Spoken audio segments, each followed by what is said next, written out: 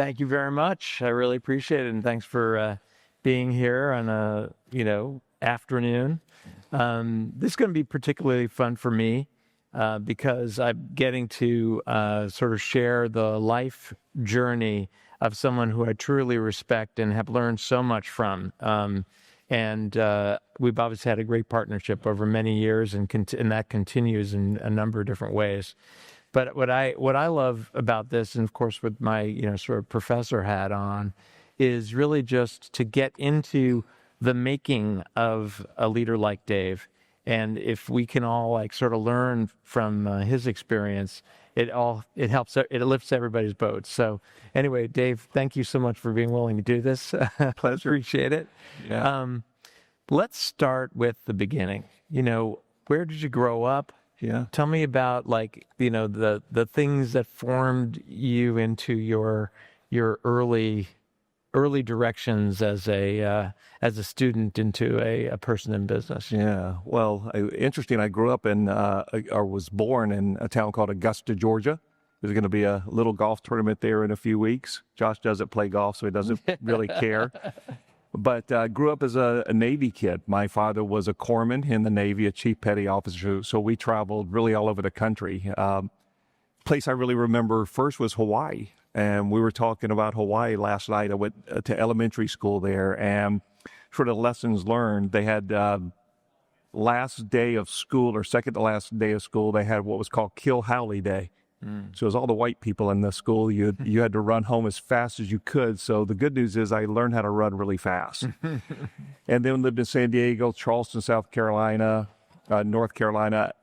I think growing up like that for me, Josh, was you learned how to be a chameleon, to learn to meet people quickly. I'm actually sort of an introvert, but you learn how to, learn people really quickly. Wow.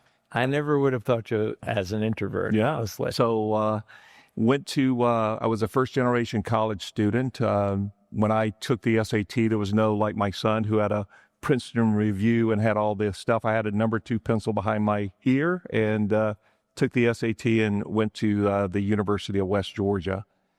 My first job out of college was with a consumer products company called Newell.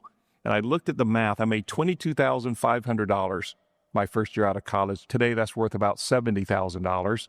Got a company car, and I thought, wow, I had made it. So that was sort of my start into the business world. That's awesome. And how did you get sort of into the medical device field? It's all about the networking. One of my good friends, dear friend, his name was Robert White. He was helped start a little company. It was a urology company called Osmond Medical Systems. I don't know if anybody's heard of that, but he had reached out to me. They were looking for a second salesperson that covered the East Coast of the United States. It was a product to treat erectile dysfunction. Yeah. And so I took the job. I was the second salesperson. I want to say there was probably 10 people in the entire organization.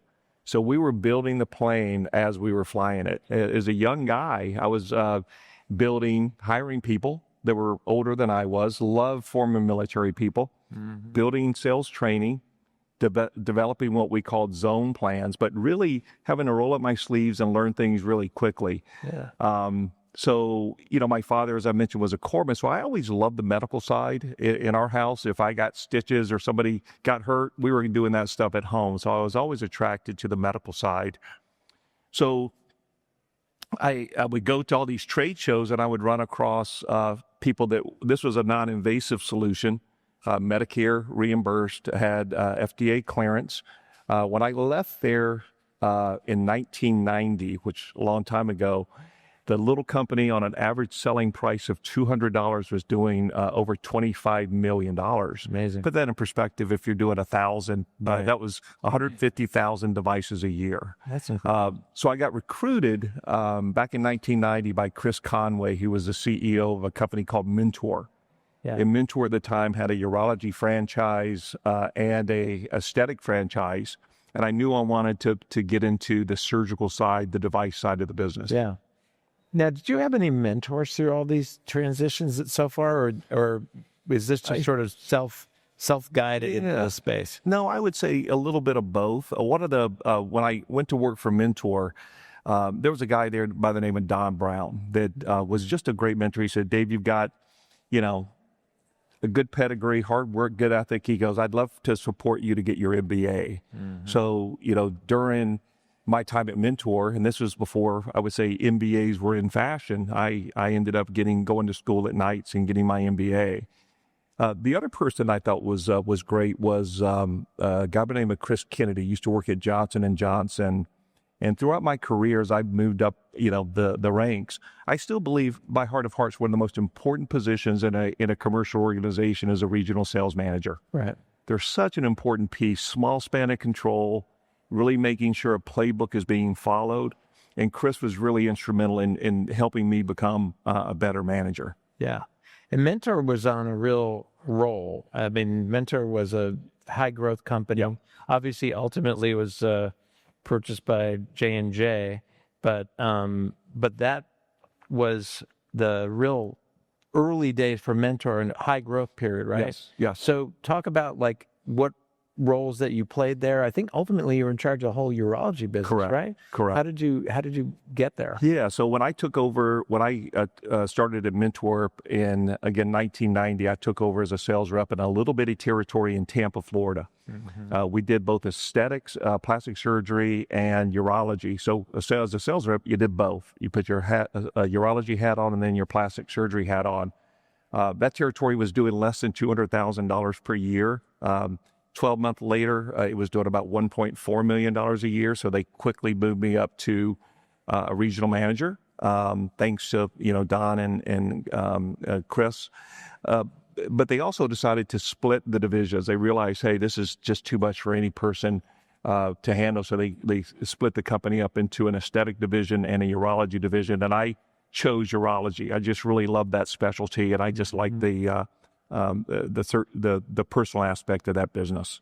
And at what point did the next opportunity come calling and you thought it was like the right time to leave? Yeah. So I got a chance to take over as a director of sales. And that was before, we'll say COVID, where you had the opportunity to, be the director of sales and live anywhere you want. Back then it was, if you wanted to be the director of sales, you needed to move. And guess what? I grew up moving. So I moved from Tampa, Florida to the tough town of Santa Barbara, California. And took over as director of sales there, and then progressed there to becoming the general manager of the urology business. That's awesome. And how, the next transition was to Coloplast, right? Correct. And talk about like how that transition, where had you, gone to in Mentor, and how did you make the decision to move over there? Yeah. So so as I mentioned, Mentor had two divisions. We were going to actually spin off the urology franchise, and make both companies public, similar to what Teleflex just announced that they're doing with their business. We were going to have a urology franchise and a plastic surgery franchise. I was going to lead that urology franchise. We ran a dual process and ended up selling the business in 2006 to Coloplast. Coloplast is a big multinational company based out of Denmark. So at the time, I was the general manager of the Mentor business. I actually led that transaction to Coloplast. We sold the business for $500 million. And they made the decision. Coloplast was obviously based out of Copenhagen. They had a footprint in Atlanta, Georgia. We had a footprint in Santa Barbara. They brought in Boston Consulting and said, hey, let's just move the company to Minneapolis, Minnesota. So, the hard part of that, candidly, was a lot of people from Atlanta didn't want to move to Minneapolis. And obviously, nobody wanted to move to Minneapolis from Santa Barbara. So I wasn't moving either. So I negotiated with Coloplast that if they wanted to keep me, I'd need to commute back and forth. So I did that from 2006 to 2011. Yeah, that's incredible. And the way I found you is Josh Levine, right? Who was CEO of Mentor, correct? And I met him after the acquisition by J&J. And I was on a search for a leader for Neotract. And literally, Josh says, I know the guy. This is the guy, Dave Amerson. I was like, oh, make an intro. And And he was right. And, the funny thing about this story is I had interviewed many people, but Dave was the only guy that showed up, first of all, exceptionally punctual for the entire time I've known Dave, right on time, which is important to me as well. So that was like a instant bonding experience. But he shows up with a presentation about why he's the best choice and what he's going to do for the business. And it's the first time that anyone had ever done that for me in an interview. And he had already, and it seemed, already had a deep assessment of the company, where we were, what we needed to do, and how we were going to win. And I think I just sort of was like, I'm sold. I mean, I'm ready. But it was an impressive thing. And I wonder, where's that come from? Because I'm sure many of us in the audience have interviewed people for positions, and I've really never seen anybody do that so effectively. So where did that come from? Look, when you grow up as a military kid, you're always on time. You never late.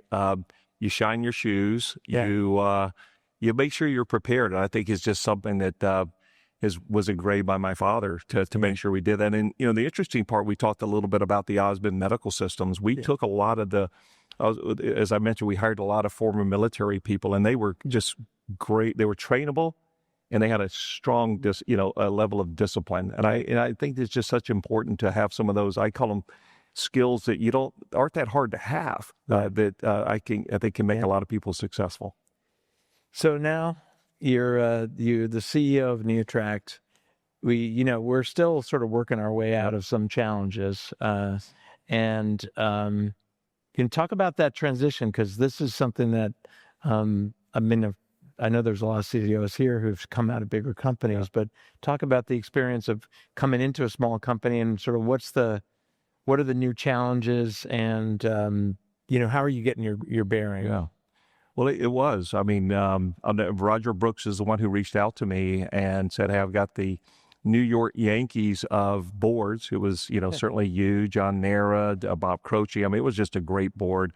I had done certainly the research on the BPH space, and there've been a lot of, over promises and under delivering in that space. But after I had a chance to really understand how the UroLift technology worked, I really felt like this could be a real winner. We had a great technology, we had a great board, but now it's about how do we put the ingredients together to make the company successful. I'll tell you my first board meeting, and Josh probably remembers this, but just to set the tone, back in 2011, June, when I came on board, we were trying to sell product in Europe. We were having a challenge enrolling our pivotal study, and we had some mechanical challenge. Our R&D and operations people just didn't get along. Right. So that's what I walked into when we were burning a lot of cash. But I just knew the ingredients were there for success.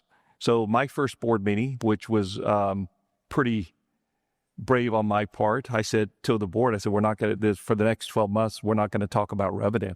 The company hasn't earned the right to deliver revenue. So we took a good look at the cash burn. We eliminated a few positions. We really deselected a lot of European countries, and we focused in on our clinical trial. I came in June of 2011. We had enrolled 40 patients, 40. Mm-hmm. Goal was 206 patients. We met with the team. We got alignment, made sure we had the right physicians in place. By the end of 2011, 6 months later, we had enrolled another 146 patients. We were able to enroll the entire clinical trial in 2011. Yeah. And, for me, it was, and we'll talk a little bit about culture, what was, developing that culture of accountability and performance. We're going to be a performance-driven organization. We're going to set realistic targets, and we're going to track the heck out of those targets all the time. Yeah. So, I'd say, first was developing that culture, setting the vision that we were going to be the leader in BPH care. And for us to do that, we needed to, get the study enrolled. Yeah. One thing that I learned from you and watched you execute, and of course I've had some chance to work with great folks, Bill Facto and beforehand, but the thing that I saw you do exceptionally well, which I have absolutely copied and stolen from you, which I really loved, was you built a vision and then tied it to a small number of very specific objectives which ladder to that vision that are accomplishable in, whatever set time frame of the year. And every single meeting, it was the first slide. And of course there were sub components for every person in the organization and what they owned of those pieces. But the consistency and the repetition, and it got to the point you could walk across the company, and as we grow, to 100, 200, you could shake anybody and say, what are our 5 things? And they could repeat it. And I really appreciate that. And I saw you execute on that throughout the time that we worked together so incredibly well. Talk about, that, I don't know, strategy or mindset. How did you develop it? And then how do you think about it when you go into an organization? How do you create it? Well, it's teamwork. At Neotract, and I think the other companies I work with, it's we, not me. And I think you have to get people to believe in the vision and establish a culture of, it's performance driven, but the North Star is really the patient. At the end of the day, everything we're doing is around the patient. Yeah. And I have a pretty simple philosophy. If the patient's happy, the surgeon's happy, we win as an organization. And so really establishing that. We spent a lot of time on engagement, how engaged were our employees. I feel like if you've got a level of employees that have a high level of engagement, they're going to do the extra work. They're going to work a little bit harder, spend more time because they know what that engagement looks like. And so we would track employment engagement through Glenn or Gallup. We did those surveys twice a year. We took those things really seriously. And we would find as a leadership team, we would find 2 or 3 things that we felt like could move the needle on our culture. And I'm proud to say that we had an employment engagement score in the 95th percentile. Our regrettable turnover was less than 2%. And, people really understood our vision. I interviewed, typically I would interview, probably the first 150 people that came in the organization. People used to say, man, this is a hard company to come to work for. And I would say, yeah, because we want to make sure we find the right people. You did something else that I think I really appreciated and saw you do so well. And I don't see many people doing it at the time. When we were ready to go to market, we're talking like, okay, let's hire a VP of sales. I said, no. Dave was like, no, I am leading the sales organization myself. And there were some like board members that were like, wait, you can't, and you were like, no, I want my fingers in it. I want to know these customers. I want to be in the field. And you know what? I really think that set the culture of execution at that company right from the beginning. Your commitment and direct engagement with customers, not having someone in between you and the direct sales force, but you being out there.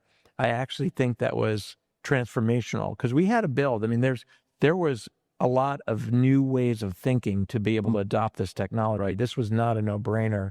And I just appreciated that so much. Amazing. Yeah. Well, listen, it was interesting. Back in 2024, I was looking, a board had reached out to me about potentially coming on board. So I wanted to, I liked the technology. I was a little questionable on the leadership team and the board. But I reached out they were struggling with sales, and I reached out to the chief commercial officer on the phone and, asked him a lot of questions. And one of my questions was, how much time are you spending in the field versus the office? He's like, probably 90% of the field, 90% of the time in the office, 10% in the field. And I said the wrong answer. I said, as a company that's trying to grow, this is a customer-facing, in-your-face business. And, I do think that with an early-stage company, John Nera's voice keeps ringing in my ear. Dave, how long does it take for a rep to become productive? How long does it take for a rep to get to $1 million run rate? How many customers do we need? And I always felt like you can't develop a strategy or understand the business sitting at a desk. You need to be out there speaking to the reps and speaking to the customers. So we're going to, 30 minutes going by fast. So we're going to go right to the moment of the choice of acquisition or IPO. We've got our S-1 filed, great bankers, lots of enthusiasm for the company. And seriously, at the last minute, literally maybe a month and a half before we're supposed to go live with the offering, shows up Teleflex. And we had another one as well. So we had That's true. Yeah. That's true. But, that we were not really liking the other one as much. But anyway, talk about that decision, because I think, looking back, what you built, to 350 million in sales or thereabouts, obviously would have been valued at multiple billions, right? Yep. And we sold it for 1.1. Talk about like how you the decision at the time, and then as you look back at it, was that the right choice? Yeah. Well, to back up just a little bit further on that, I do want to touch base for 2 seconds on the reimbursement side, because I think that's the other area I think really added a lot of value and that trajectory. I was looking back, we went from 4.5 million in year one to 18 to 50 to 100 to 200, and it kept going. But reimbursement, we didn't have a category 1 code. We had to work on getting that. And one of my recommendations to any of the CEOs out there is own reimbursement as well. I think it's a lot of people look at it as a cost center. I personally looked at it as a revenue stream, and really owning that society relationship and really mapping out that strategy. But the piece of the transaction, getting the S1, we had chosen NASDAQ to represent us. We had our book with JP Morgan, Morgan Stanley, William Blair, and I think it was Larry, thank you, lined up and ready to go. And we had done a non-deal roadshow. We had done a couple of mock earnings calls. We were ready.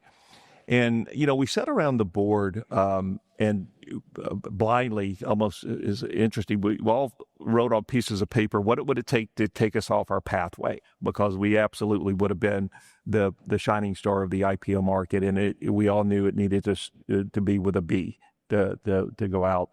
And, I look back now and I personally have zero regrets. The business is hard. COVID, we would have definitely diversified our portfolio. I'm not a big fan of being a one product company. I think you need to earn adding more. We would have added more, but I look at COVID, the impact COVID had on elective procedures. I've certainly seen how what I think is still a great technology, the integration with Teleflex the first 3 years, I thought was great. But when we started losing, but Teleflex started losing key people, it moved down. But I still think we would have been a very, very successful public company. But it was nice for our investors, for the board, for management team to take the risk off the table. Yeah. So we have very limited time and so much more to talk about, but I'm going to talk about the pivot that you've made since then to sort of being a, board member, right? And really in multiple boards, and I would say very successfully. I think the count, including Neotract, like over 3 billion in exits of boards that Midas touch here, which we're hoping you bring to Moxymed and the other businesses that you're on, but as well that are still going. But talk about that transition and how it's different than being a CEO, and what are the principles now in that board member role that you sort of follow in that kind of capacity. And I tell you, I love being a board member. And one of the things that, I'm always trying to be, first of all, I really take the boards seriously. Being on some other boards, people show up and they haven't read the board deck. They're not asking the right questions. And I want to add value when I show up at a board meeting, but I'm not the CEO. And I think that's the one thing you learn is you're there to provide guidance, to have honest conversations. The one thing that I've tried to be to the CEOs is that therapist as well. I get those calls and they say, Dave, would you mind taking your board hat off for a moment? And take the board hat off. Okay, how would you handle this issue with the board? And I enjoy that, to really be able to provide some guidance to, the CEOs of saying, hey, you may want to think about it this way versus this way. And, always being available, but not running the company, but willing to ask tough questions to challenge them to make the right decision. Awesome. So 2 more topics. Yes. One is failure and overcoming adversity. Share a story or sort of how you approach it. Obviously, you can't be as successful as you've been without actually experiencing failure, right? Yep. So talk about one of those moments, or tell us where you go to get through that and solve things. Yeah, 2 things come to mind. I think the early days of any career, it's when you have to assess an organization, I think Neotract again was a good example. And, candidly going from mentor to Coloplast, where we had to hire, we were basically hiring a brand new organization. Right. And it's really identifying the right talent, and, at Neotract, it was making some tough decisions early. I mean, we had some people that were legacy people there, and they just weren't the right profile for what we were looking for. And I think as a leader, especially in a smaller company, you need to make those decisions quickly and make sure you're bringing people on that can add value. The other thing is, the international market. I think there's been a lot of companies who go after the international market first before they enter the U.S. market, thinking that it's just going to be easy. It's not. It's hard. It's expensive.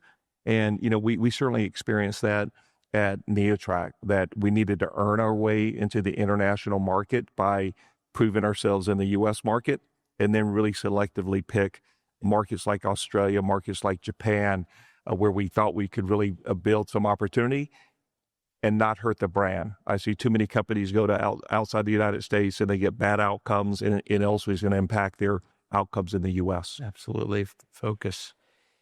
So some words of advice for, this group here. I mean, many of the group are in search of that first big exit, and maybe facing either a big financing or, putting it on the market and making it happen. What advice can you give? Yeah. I get back to it's like a broken record, that North Star, the patient. To me, that's the most important thing is, we developed a program years ago called Consultative Skills Development. And it was one of the things we found was, physicians weren't great at speaking to patients. So how do we make sure that first of all, we train the physician the right way, so they get great patient outcomes, that we focus on going deep versus wide, and that we focus on great patient outcomes. I've seen too many great technologies, and I can name a few that get so focused on, let me train a physician, you do one or two cases, let me move over to that next physician, but they never are growing that physician base they have. And I'm a big fan of, be focused on driving utilization within a practice, because I'll tell you, that's what the strategics are going to look for, is how sticky your customers are. And I believe that the sticky customers, the ones who are trained well, they do the procedure right, they're the ones that are getting the best outcomes. Right. And so I would say continue to focus on the North Star, and then, make reimbursement a core competence within your organization. Yeah. And then finally, culture. Culture eats strategy for lunch every single day, and be involved in the hiring of every person. I mean, you think about that product, the person who's actually delivering, the shipment to UPS. They wonder, do they have an impact on the business? They absolutely do. They're making a difference in that patient's life by delivering that product. You as a leader, you spend a little bit of time with that individual, somebody in manufacturing. It makes a huge difference to the culture of the organization, and everybody making sure they feel like they're involved. That's fantastic. Dave, thanks for sharing those things with us, and also congratulations on all your success. And we can all learn from you, as I continue to do. I also want to just thank LSI. I am thrilled with the energy, enthusiasm, the group here. Really well done, guys. It's outstanding organization, well-run meeting, great content, and you got all the right people here, and they're all benefiting from it. So thanks for what you're doing for the ecosystem. We really, really appreciate it. And thank you, Dave, for a great chat. Thank you so much. Thank you.